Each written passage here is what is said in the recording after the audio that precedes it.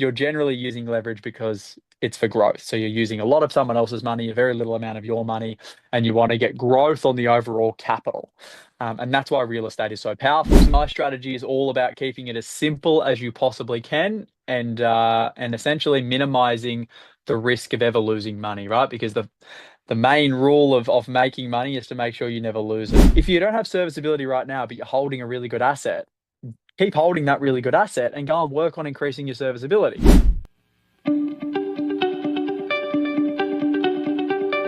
What one key piece of advice would you like to give to all entrepreneurs watching and listening today? Just stay consistent and constantly get advice from people who are much further along the journey than you are, because that's how I've been able to grow relatively quickly. Hey, and welcome to another episode of the Business Growth Show. I'm your host, Athin Cassiotis, and today I have an awesome guest. His name is Jack Henderson. He is a powerhouse that kicks hesitation to the curb and your wealth into action. And Jack hit the ground running at 19, climbing every step to personal wealth. He was sick of watching people waste years chasing after shiny property gurus who were more interested in selling a pitch than seeing clients succeed. So he cut the crap and the red tape, raising the bar and clients up the property ladder, and he opened Henderson and the door to new generation of advocates. And he's building the most impactful wealth creation company in the world. Welcome, Jack Henderson, and thank you for being on the Business Growth Show. Thank you for having me, man. Excited to be here. Yeah, awesome, man. I'm sure it's going to be great for everyone watching and listening today. And you are a successful entrepreneur. So, yeah, for those people who don't know who you are, introduce yourself by telling us more about you and your journey. So, grew up in northwest Sydney in a suburb called Wilberforce, which is about 70 k's northwest of Sydney CBD. Grew up in a normal household, very hardworking mum and dad, and had a very, very normal upbringing. Got kicked out of school when I was 15 for not being the greatest student, and just got straight into work in the construction industry. I was a labourer, and then that was at 15. Bought my first property at 18 years old, and that's where my love for property and investment come from. And then off the back of that, man, I continued to grow a portfolio, and then I eventually got to a point where I wanted to turn it into a career as opposed to getting up every day and chucking the fluoros on. And in 2020, I did that, and then since then, man, it's been pretty incredible growth. And now we're sort of 120 person business, and we're just under 30 million in revenue this year, and the portfolio's pretty big. Yeah, awesome, man. Love the story from coming from a normal life, let's call it, right, of working class parents and what you've created, which you've had to shift a lot. And I dropped out of high school as well, so it's interesting, right? The people that normally don't go the standard method are the ones that are changing the game, a little bit more than just doing what the parents tell them to do, so to speak. So yeah, hats off to making your own way and getting to where you are. I love the conversation around investing in wealth, right? Because with my clients, with business owners and entrepreneurs, I always say, like, the business is the wealth creation vehicle, right, for your life, basically, right? It's to create the life that you want.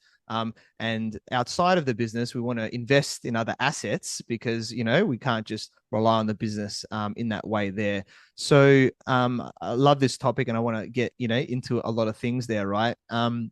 One problem that I see, and I'd love to know your perspective on this, is that, some challenges from a business owner perspective is around a lot of them want to minimize tax. And sometimes it's, a lot of times this can be from their accountants and things like that, wanting to minimize tax. However, that can hurt, right, in terms of property investing. So I'd love to know your thoughts around that too. Yeah, so I don't think anyone loves paying more tax than what they have to, right? Very few people want to pay any tax if they had their choice. But I guess the issue with not paying tax is generally that means you're not showing any profit. And if you're not showing any profit, if you try and borrow money from a bank, it's very hard to be able to do that, right? Because when the banks look at your financials, they'll generally see that you're making no money. And if you're making no money, how are you ever going to repay a loan? So it's a double-edged sword. I think you can definitely be more strategic around how you pay tax. And what I mean by that is, if you're a business owner and you're going to have a really profitable year this year, for 12 months, essentially, those financials allow you to go and borrow as much money as it'll allow you to from banks. So essentially, if let's say that you made $1 million in net profit, you paid 250 grand in tax, But with that $1 million in net profit, you could go and borrow 6 million from the bank. That will then allow you to go and invest in $6 million worth of assets. But the following year, you may not need to go and invest in any assets. You may not need to show that much profit because you might not be buying any properties. You might just be letting your current assets grow in the marketplace. So the following year, you'd probably, decrease your profit as much as you possibly can legally and not pay as much tax. So I guess as you become a little bit more sophisticated as an investor, you sort of learn how to play the game. You obviously have a good accountant and a good broker and good advisors around you. And it's always about pre-planning these things. So you do need to pay tax, but you can definitely be strategic about how you pay tax and how much you pay. Yeah, nice, man. Awesome. Love that strategic element of that side. Let's just quickly talk about why you love property, right? Because there's a lot of different types of assets out there that people can Mm. invest in. So why is property, like a great investment? So I think property is a great investment, not just for me, but the majority of Australians, and I would say 80+% of Australians retire because of the growth that their real estate has, whether it's their owner occupier home or whether it's the investment portfolio that they've built. And the simple reason for that is because you can use leverage, which essentially means you can use a lot more of someone else's money than your own to go and buy an asset. Whereas things like equities or investing in anything that requires cash or consistent investing means that you need to have the cash and you need to have it on a consistent basis to be able to invest. Whereas with real estate, you can generally either use equity out of an existing asset you have, which is not even your money anyway, it's the bank's, or you only need to have the cash once for the deposit, and then you'll start using the equity from that asset. So in business, I believe that the best place for your money from your business is investing back into your business, like in terms of a return on equity. It's very hard to beat your own business for cash. And then if you've got a real estate portfolio as well, that's not requiring any cash from your business because you're simply just using the equity out of assets to buy more assets. Um, and that's why real estate is so powerful. Whereas, if you have to go and invest in equities, for example, you have to invest consistently, otherwise it doesn't work, right? You can go and invest one lump sum, but the growth you'll get on that over a long period of time isn't going to be as great as what you'll get on real estate. Whereas if you invest consistently into the equities market, your returns will be much larger, and the consistency is the thing that people struggle with. Yeah, definitely. And a lot of the people have the Australian dream, right? Mhm. About, hey, I want to own my own property, right? And it's getting obviously more expensive depending on where you're at, and where you want to buy. There's obviously the new term that I know you do is rent vesting, right? Mm. Differences there. So do you want to talk about this area? Because I have this conversation with my wife, right? She has that nesting element of her, right? And then I'm the one going, nah, we're fine with renting. You can do other things in the business and investing and stuff like that. So I'd love to know it, yeah, from your perspective. Yeah, so it's I guess it's not just an Australian thing. Like a lot of major countries around the world want to or people when they want to live in their own home, which is totally fine. But I believe it's a false narrative people tell themselves. Like I am more secure in my own home is not reality. So the more expensive property is getting, the harder it is to be able to get into a property that you would want to live in a location that you would want to live in. If you grow up in an inner city suburb or close to a major city in Australia, chances are the suburb that you grew up in is not going to be the suburb you're going to be able to afford to buy unless you're getting a handout from your parents, which means you're going to then have to sacrifice your own lifestyle, sacrifice what you're used to then move further out into somewhere that's a little bit more affordable and go buy a home, which most people don't want to do, right? Regardless if it's right or wrong, they just don't want to do it. Whereas with rent vesting, instead of going, hey, I want to go buy the home in that great suburb that I grew up in, you would rent the property there and then you would go and invest your money in the suburb that you can afford in. So you're essentially getting the best of both worlds. You're renting where you want to live and where you're familiar with living and where your friends and family and support network is. And then you're still investing and you're still in the marketplace in a location that you can afford. That's I guess the basic fundamentals. When you get a little bit, or when you think about it a little bit more in detail, one of the biggest advantages from my point of view is simply the tax deductibility of investment debt and expenses related to investment properties versus your owner occupier property. Any interest or any dollar of interest that exceeds the rental income from an investment property is 100% tax deduction. If you're paying 47 cents in the dollar, that means you're getting 47 cents of every dollar that goes out of your pocket back, plus then all the expenses on top are obviously tax deductible as well. There's obviously differences between capital gains tax and all the rest of it.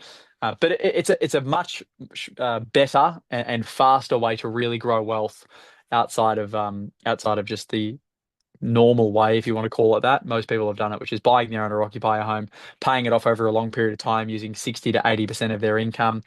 As they then start to decrease their mortgage, then they'll go upgrade and buy another owner occupier property, and increase the debt level again. And then they end up getting to retirement and they might have this beautiful owner occupier home that has minimal to no debt on it. But if you stop going to work tomorrow, even if you have no mortgage, you don't have an income. Whereas if you flip that and you were still renting where you lived, but all your money went into your investment portfolio, that may have, minimal to no debt on it. If you stop working tomorrow, yes, you would have to pay rent, but you also now have income from your investment portfolio, which supports your lifestyle. So, yeah, man, it depends on what you're optimizing for, but I'm optimizing for financial freedom and financial stability, not for the status symbol of an owner occupier home that, I tell myself the story that it's more secure.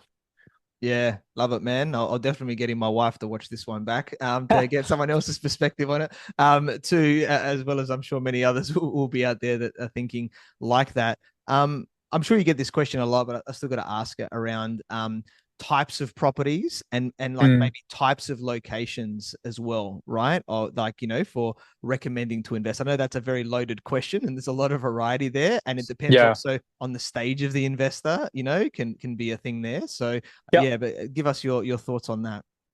Yeah, so fundamentally, my strategy is all about keeping it as simple as you possibly can, and essentially minimizing the risk of ever losing money, right? Because the main rule of making money is to make sure you never lose it. Because if you make some money and then lose it all, you haven't really made anything. So fundamentally, our strategy is about buying in the best quality location that you can buy in.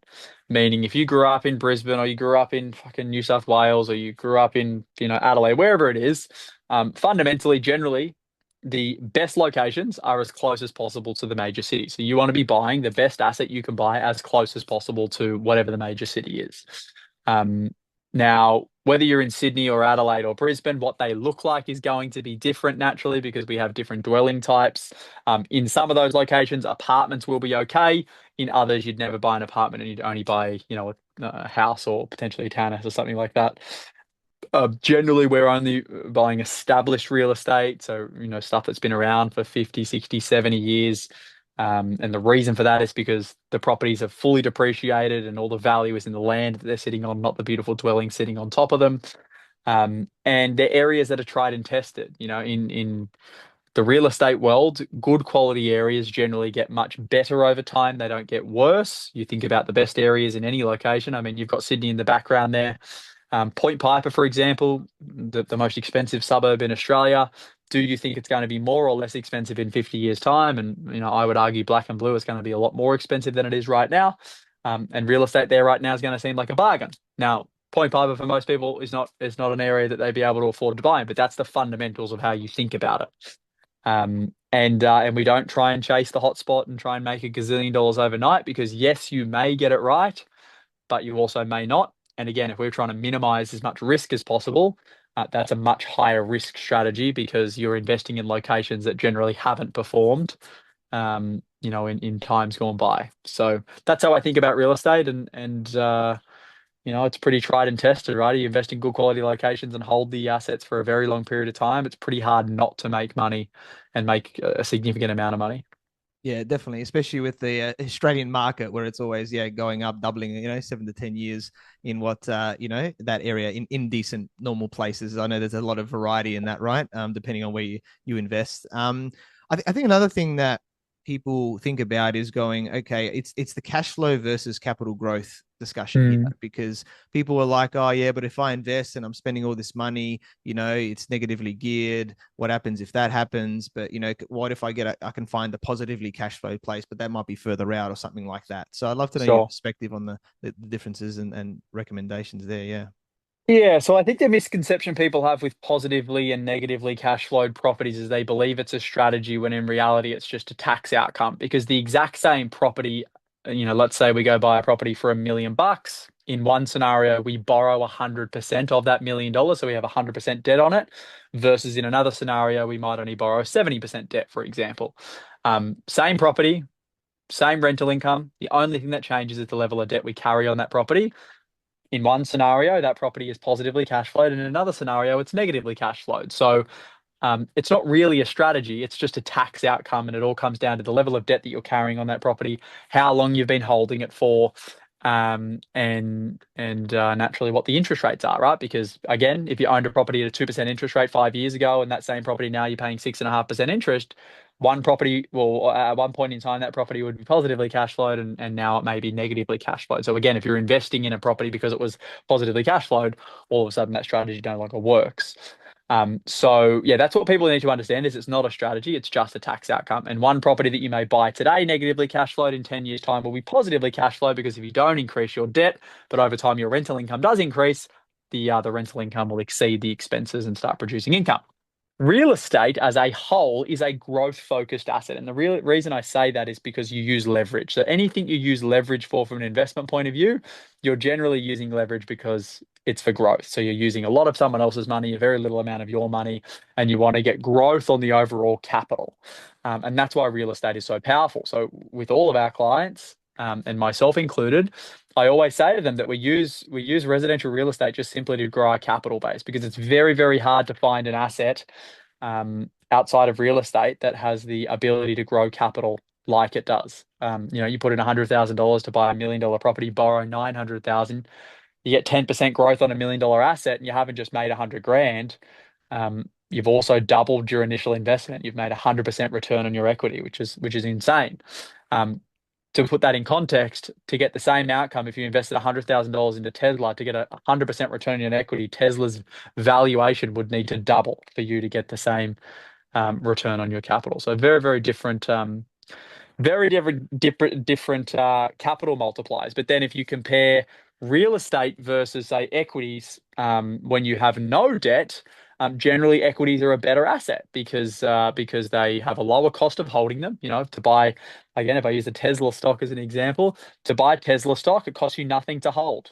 You don't have to pay council rates, you don't have to pay water rates, you don't have to pay repairs and maintenance. You've just bought a share of Tesla, and they will generally pay a dividend, and you'll get growth on the asset as well. So you're producing cash flow and your money is growing. Whereas if you own real estate with no debt, even though you have no debt, no interest payments, you still have all the other costs associated with owning real estate, like property management, council rates, land tax, repairs and maintenance, etc.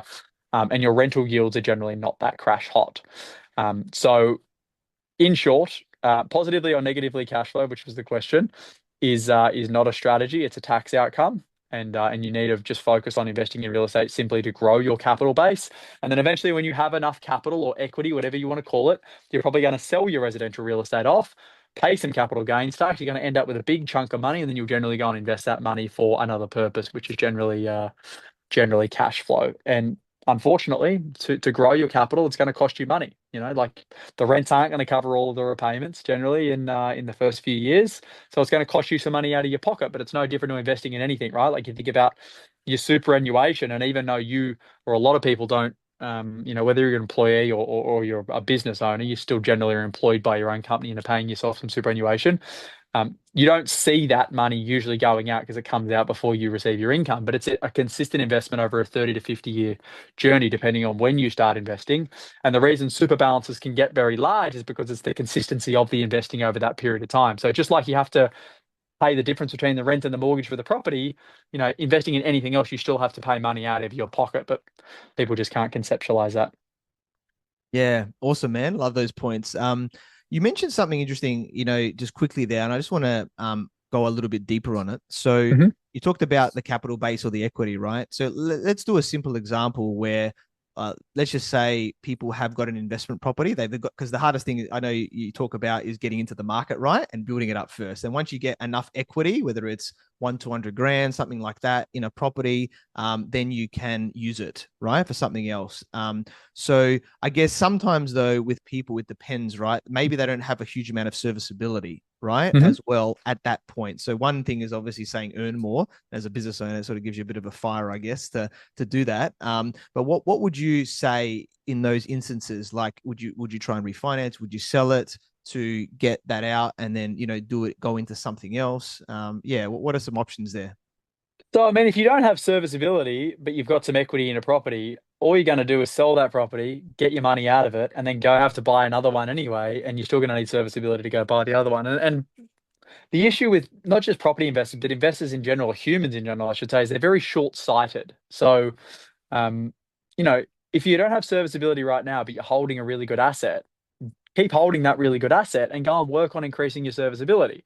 And you'll go through ebbs and flows because sometimes you're going to be serviceability rich and cash poor, which is what you usually are before you own any real estate or any assets. And then eventually you go to a point where you're really equity rich, but really serviceability poor. And it's just like those ebbs and flows of life. And it's the same in business, right? Sometimes you're super cash rich and sometimes you feel pretty cash poor when times are lean. So people just have to understand that it's not always use the equity, go buy more, use the equity, go buy more. The main thing is just staying in the game.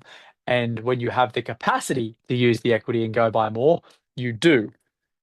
Most people go wrong because they get in, they get out, they get in, they get out. They try and do this, instead, oh, we'll invest a little bit here, that gets some growth, we'll sell it. We'll now try and do a development. That didn't work. We'll sell it. We'll try and fucking go buy some commercial property or we'll go do something else. Like people chop and change way too much because they can't stay the course. And staying the course is really, whether it's property or any other investment, it's the only way to actually make a lot of money. Yeah. Awesome, man. Love that. Let's go a little bit deeper on structuring now. I think this is a really great one here. And I guess I'll give you some context, right? Because we've got a lot of business owners, entrepreneurs listening to this. And in Australia, a lot of people, speak to your accountant, of course, as always, as we're talking about this stuff, is they would likely have their company. It would be owned by a discretionary trust with a corporate trustee, right? Sort of structure, Mm-hmm. whether it's one or multiple businesses for tax purposes. And then I guess they're looking at investing, right, in things there as well, to, I guess, minimize tax, maximize serviceability. And I know there's various options with, companies and trusts and things like that. So Mm-hmm. love to know, yeah, some thoughts around some options around that. Because, you don't necessarily want to put everything in your personal name, right, as a business owner, as you invest. Yeah.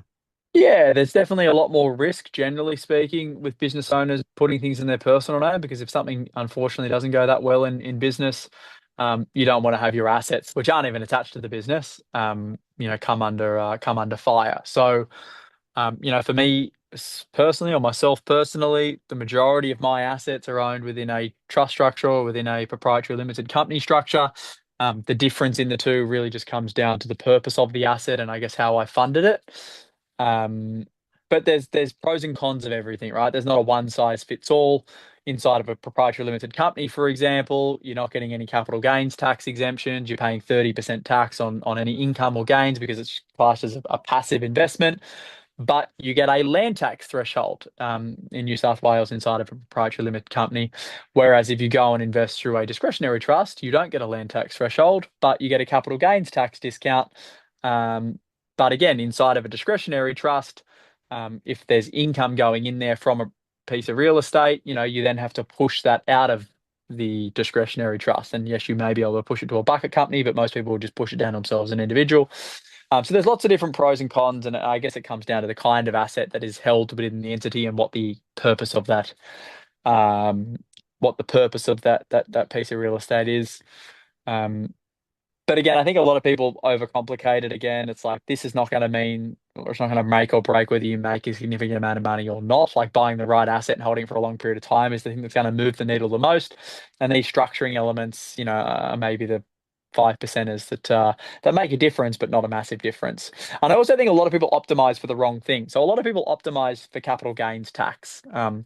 Which makes sense in a way because they're like, oh, well, if the capital gain is going to be the largest thing that I make money on or the largest component of money made from a piece of real estate, then that's what you want to optimize for tax. But to get to a large capital gains tax event, you have to cash flow it during that 10, 15, 20 years. So a lot of people will hold a piece of real estate inside of a trust, but then to get the money to cash flow the asset, they have to push it out of their company to themselves as, say, a individual, and then from an individual level, they'll push it into the trust to then cash flow the asset. So it's like very inefficient. You're inefficient for like 10 to 15, 20 years, however long they hold the asset for, just to get to a point where you can save some money on capital gains tax.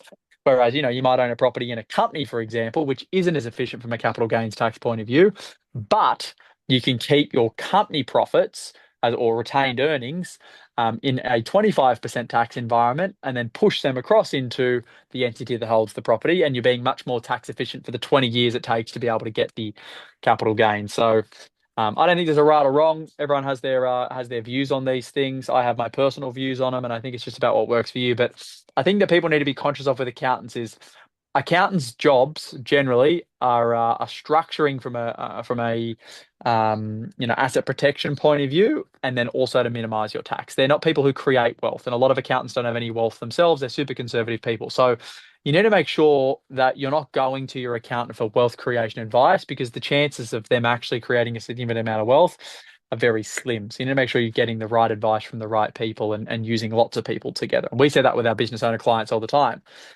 The accountant gives them advice. They fucking haven't got $2 to scratch together themselves, but they think they're the wealth creation guys, when in reality they're not. Yeah, love it, mate. And just one extra question, because that was gold that you just shared there. Because some people look at an accumulation phase and then maybe a selling phase, right? So let's say I know Mhm. you've got a lot of properties, right? Let's say people want to buy 5, 10 properties over a period of time. Let's just say 10 round number. But then at some point they might want to go, okay, I've got a lot of debt. I want to sell that debt because I don't want to have too much debt, and then just have a large cash flow thing at some point, right? And then that Mhm. may be a sell down. So does that forward thinking, like you're talking about strategy, then come to going, okay, maybe the ones that we want to keep will keep in the company. Maybe we will put some in a trust because we're going to use those to sell down. Does that come into it? Or am I just overthinking things at the moment? It can, like that's the strategy we use for all of our clients. Like we break our strategy into five very clear and distinct stages. And it's essentially accumulation first, then acceleration, which is essentially adding value to all the existing assets in the portfolio. Then you go through incubation, which is the most boring part, but it's where you make all the money, which is that holding period. Then we go through consolidation, which is like you're mentioning here, selling down and paying the piper, which is the tax man. And then you go through evolution, which is generating cash flow. So we generally sell down all of our residential assets eventually, or the vast majority of them, because we want the capital that comes out of them. We want to decrease the debt, like you mentioned, and then we push the money into things that are a little bit more liquid and generate a higher net cash flow. But again, you need to work out, like if you hold a property for 30 years, for example, what's going to be more efficient, saving on the CGT at 30 years or saving tax 1 to 29 of those years before you sell. And it's just about doing the calculations. Yeah, makes sense. And like you said, if you're doing it in the company at those points and it allows you more serviceability or more ways to buy more, then it's better in over that 29, 30 years to be able to do it that way. To Yeah, I think people try and optimize for the wrong thing. So like the difference between getting the capital gains tax discount and not paying 47 cents but paying 23.5 cents versus paying company tax, which is 30 cents. So there's a 6.5 cent difference between the two, is not going to make or break whether you make 10, 15, or 20 million and 1 million. Like they're not the things that make the difference. It's the accumulation and the consistency of accumulation of those assets over a long period of time. Whether I'm paying 6% difference in tax once I've made fucking tens of millions of dollars, I'm not going to give a shit, to be honest. But people focus on the wrong shit before they've actually made any money, which doesn't make sense to me. Yeah. And then from a risk management perspective, because obviously you talked about that, let's say we're buying these properties in a company, would you Mhm. then have one property in one company? It might be owned by a discretionary trust on its own. Like, would they be separate, or would you be putting them together in a way as well, like you do with businesses, for example, that are owned by the same Sometimes they're trustee? separate. I guess again, it's all dependent on the use of that asset. So assuming that it's just you involved, you've got no partners, and they're just buy and hold assets, you generally use your max serviceability inside of one entity. So let's say you fucking entity one, proprietary limited, you go and buy 3 million bucks worth of assets. You can't service any more debt inside of that entity. You then park that entity and probably set up a next one, and then obviously try and buy more assets in the second entity. Um, that's usually the most straightforward way. Yeah, cool, man. Awesome. Let's talk about superannuation, right? You mentioned Mhm. it quickly before, and the benefits, I guess, of self-managed super funds to be able to choose, what you invest in, and I know obviously the elections just happened, and there might be some changes and things happening there as well. But I guess, do you want to talk about, I guess, the benefits of that, and using that as a wealth creation strategy, and using property, I guess, and the options within it as well? Yeah, so superannuation, from what I hear and the conversations that I have, most people don't understand how it works and what it actually is. People think superannuation is not theirs. It's like this government scheme and it's not their money. And why would I ever invest in super or put more into super because I can't touch it until I'm 60 and blah, blah, blah, blah, blah. The reality is, if you have a self-managed super fund, you could sell everything that you're currently in, put all of your cash into your SMSF, and it's your cash. It's not invested, it's just sitting there as cash. Um, in a self-managed fund, you choose what you want to invest in. There's naturally some parameters that you have to stay within, but you can essentially choose what you invest in, how much you invest in, how active you are with the investments. So it's very much your money, and you need to treat it, from my point of view, as your money, just like you would treat any investment. I see people all the time just invest in shit because they're like, ah, fuck, I haven't really felt this money because it's come out, before I've been paid and all the rest of it. And, I'll just think about it as if I hit a home run, then amazing. But if it doesn't do anything, that's okay as well. Wrong approach in my point of view. Um, you can spend $1 in super just like you can spend $1 anywhere. It's $1 is $1, so you need to treat it like that. But it's a very tax efficient environment. Um, up to $30,000 a year, you're getting a 100% deduction on earnings inside of super are obviously taxed much lower than earnings outside of super. When you move into pension phase, at whatever age that will be, when I move there, at the moment it's 60. It's tax free up until $3.8 million of net assets. There's a lot of really cool shit that you can do in super. And just as an FYI, I'm not a financial planner. I'm just sharing my own experiences and the stuff that I've learned. So, um, the good thing about investing in real estate inside a super is, again, that leverage element, right? Instead of having $200,000 of money invested in whatever it's invested in, you can use that $200,000 as a deposit for $1 million asset, and now you've got a $1 million asset growing, and your contributions and the rental income from that asset would be covering the mortgage repayments. Um, and if you then sell that asset, as you move into pension phase, it could potentially all be capital gains tax free, which again is amazing. Yes, there's been some changes that have been floated. They're not through the Senate yet. They've already been knocked back by the Senate once. And I personally believe if they get passed, which is the unrealized CGT on anything over a $3 million superannuation asset base or balance, I reckon it'll get reversed pretty quickly because it'll decimate, people's appetite for investing into their super fund. And it's a fucking stupid policy in my eyes. But who knows? It could get through. I don't think it will get through. And if it does, I think it'll be changed really quickly. Just like with negative gearing back in the 80s, I think it was, where they changed it, and it wasn't long before they changed it back. Yeah, definitely, mate. It's hopefully I agree because it doesn't make sense from an Aussie perspective of yeah, investing and stuff like that. So No, it doesn't make any sense. And like, how the fuck can you pay a capital gain on an asset that you haven't realized because you don't have the cash flow or the cash from that asset? Which means there's going to be a lot of assets that'll need to be sold because people won't have the ability. It's just dumb. yeah, no, I agree. Let's talk just quickly property developments, right? Because Mhm. normal strategy is you buy a normal asset, you build it up, right? Like you said, right? In terms of those phases, you hold it for a period of time, and potentially sell down at some point, right? Some people might be looking at is there other ways of making money in real estate, with different developments? Maybe some Mhm. people are trying to sell things like that. So, do you want to just give some thoughts about some other areas, I guess, of building wealth, with property? Yeah, so property development is a very, very hard game. And I would say 80% of developers don't make any money. And the ones that do, the other 20%, 5% of them are absolutely excellent operators, and they make 99% of the money. The other 15% who do make some money generally make money because they get lucky because the marketplace moves from when they buy their site to when they end up selling the product. Um, but it's very, very, very hard. And most people would make way more money if they just bought good assets and held them for a long period of time, as opposed to trying to be a property developer, because there are so many variables. Like, it's not a part-time thing. You can just go buy a duplex site and build it, and all of a sudden you've made $1 million. Like, proper proper developers, it's their full-time thing, just like any good business. You spend 100% of your focus on it. And developing as a random person is not a good idea in my eyes. So there's builders or chippies or whatever who buy sites and they build them themselves and they think they've made $1 squillion, but the reality is they've taken no margin on the build and they've just put their margin onto the development and it looks like they made money, but if they actually charged a retail margin, they would have made no money.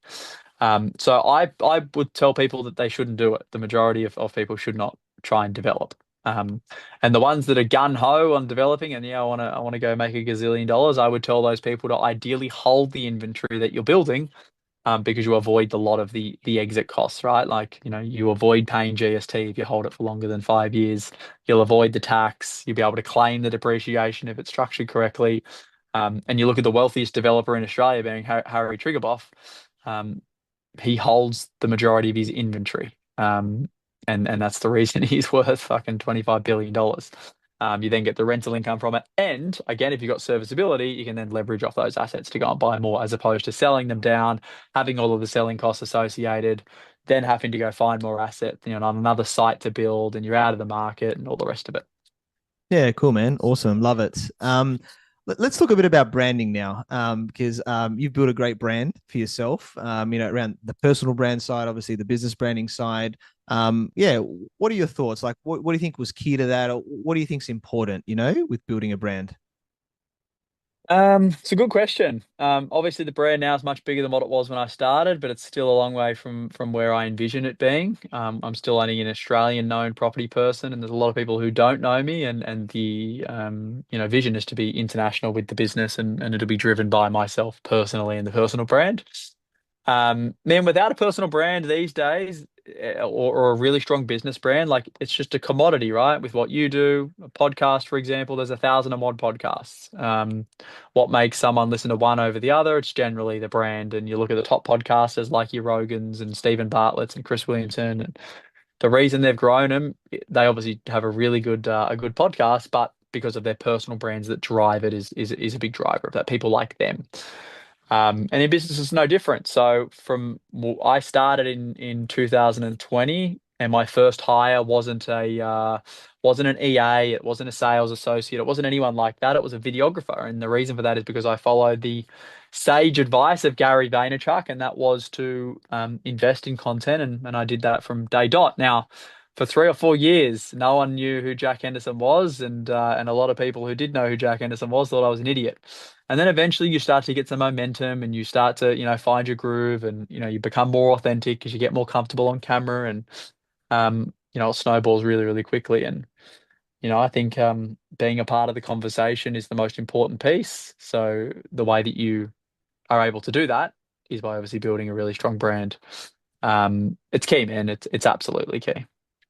Yeah, love it, man. And I love the commitment and consistency for a period of time before seeing it, similar to my podcast, right? And any podcast or other things, you've got to do it for a period of time until you see that, right? Whereas most people don't get results quickly and they quit too early. And I guess one thing on the branding side, like I guess from the content side, right? You got the videography in, which is great and everything like that. They're like, how much are you doing right now? Obviously, you're on a lot of the platforms and stuff. How much content are you actually putting out? Fuck, a lot, a lot. I mean, I've got a full team now that does content full time. I've got a studio in my office, constantly shooting ads. That's what I was doing before I jumped on here. Man, it's a big part of my day now. So, we're probably posting 2 to 4 times a day on LinkedIn, 5 to 10 times a day on Instagram. Same on TikTok, Facebook is the same.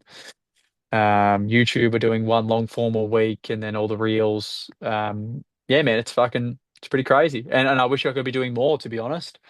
Um, I think I was just looking last month on Instagram, we generated 10.2 million views for 30 days, which is pretty wild. So yeah, it's a pretty big beast now in terms of Australian standards. Yeah, definitely, man. Awesome, right? And it shows. I wanted to show people what the next level looks like, right? Like, yeah, posting once a day is great, but if you can get to the 5, 10, or whatever those numbers are, that's why for example, like I've been seeing you a lot on social media, and a lot of other people are, right? Because you're just putting yourself out there so much that eventually, the traction's going to happen. In that, Yeah. And yeah. then you get the free PR off the back of it, right? Like I'm pretty controversial with the takes and my views, and I'm public about them. And the media loves that stuff. So then you get all the free PR off the back of our organic content. Now, I get more views than most of those news channels get. So, they're probably getting more out of me than I'm getting out of them. But nonetheless, it's good to get free PR. And yeah, if you're not producing content at a scale, you'll eventually get left behind. Anyone who's not in our space, like, you wouldn't even know who they are. So when you're thinking about property and investment and all the stuff that we do, it's like, well, who do you generally think about first? And it's a person you see fucking every single day, which is the most important thing. Yeah, definitely, mate. You've definitely done it well. And you shared so much gold with us here today. And as we're starting to wrap up, what one key piece of advice would you like to give to all entrepreneurs watching and listening today? Um, I mean, it's not really advice, probably more an experience share, but um, it's not easy. It's very, very hard. It looks very glamorous on the outside looking in, as I'm sure most people think. They go, look at this guy's crushing it and all the rest of it, but at every level they say there's another devil. So you think, for me, I was like, oh, if I get to 3 million bucks in revenue, I'm gonna be pumped. And then it's 5, and then it's 10, and then it's 15 and 20, and now it's 30. um and it just keeps going. And then with those, it comes more issues and more problems and more constraints that you need to solve for. But it's all worth it. Like, I sat down with my advisory board yesterday, which I do every 2 months, and just constantly working on whatever the constraint is that's going to unlock that next stage in our business. And it's the simplest shit. Like, for us to double our business, we don't have to do anything else other than optimize our close rate of our sales calls. Like, if we can double our close rate, we double our business by doing nothing else. So they're the little unlocks. So yeah, my experience here is to stay consistent and constantly get advice from people who are much further along the journey than you are, because that's how I've been able to grow relatively quickly. Um, I just continue to leverage off people who are a lot further down the path than what I am. Yeah. Awesome, man. Love it. Completely agree on that one with the journey of entrepreneurship. And yeah, we connected through our networks, learned about your awesome journey from, just growing up an average family to now being, the founder of Henderson Advocacy and, very successful in business and so many properties that you're owning and helping a lot more people out there as well. You're an awesome guy, mate. Down to earth, say it how it is, no BS. And I'm sure you continue to help, people build their wealth through property. Very grateful that we connected. Look forward to partnering together. So, Jack, how can, Thank you, man. you're welcome, mate. And how can people find you, get in contact with you? Jack Henderson, anywhere you're searching, I'm sure you'll see my mug come up. Yeah, I'm on all the social channels, and website's just henderson.com.au, and if you want to find me, you will. Awesome, guys. Yep. Socials, you'll definitely find him, and check out the website as well. I know he's got some free things on there, right, to learn all about your property journey. So get onto those, and reach out if you want to take that next step on the investment journey through property. Mate, it's been a pleasure interviewing you, and thanks for being on the Business Growth Show. Thank you, man. Take care. Thank you, everyone, for watching and listening to this show where we talk about everything on business growth. And please like, subscribe, and leave us a 5-star review. You can find me on LinkedIn, Facebook, Instagram, and YouTube as Athin Cassiotis, or visit my website, athincassiotis.com. If you want to grow and scale your business, you can reach out to me on any platform to see if we're a good fit. I completely agree with you, or do I? The only way you know is if you tune in next time. So until next time, remember that our business grows when we learn skills and take action using them in spite of fear. So remember to design your growth and results.